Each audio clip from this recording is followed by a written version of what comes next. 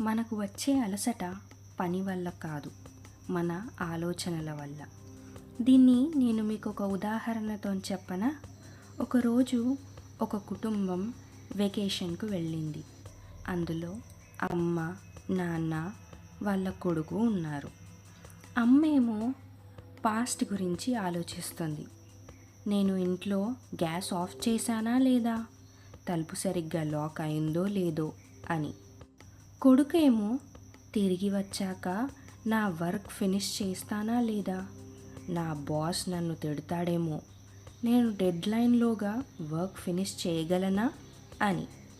ఇక నాన్నేమో టైంకి చేరుకోవాలి, లేట్ కాకూడదు. ఇలా ప్రతి ఒక్కరూ ఆ క్షణాన్ని ఆస్వాదించకుండా గతంలో లేదా భవిష్యత్తులో ఉంటారు. కానీ వెకేషన్ మాత్రం ప్రస్తుత క్షణంలోనే ఉంది. మన అలసట పని వల్ల కాదు, ప్రస్తుతంలో లేకపోవడం వల్ల. నన్ను ఇప్పటివరకు సబ్స్క్రైబ్ చేసి సపోర్ట్ చేస్తున్నందుకు థ్యాంక్ యూ. మళ్ళీ కలుద్దామా?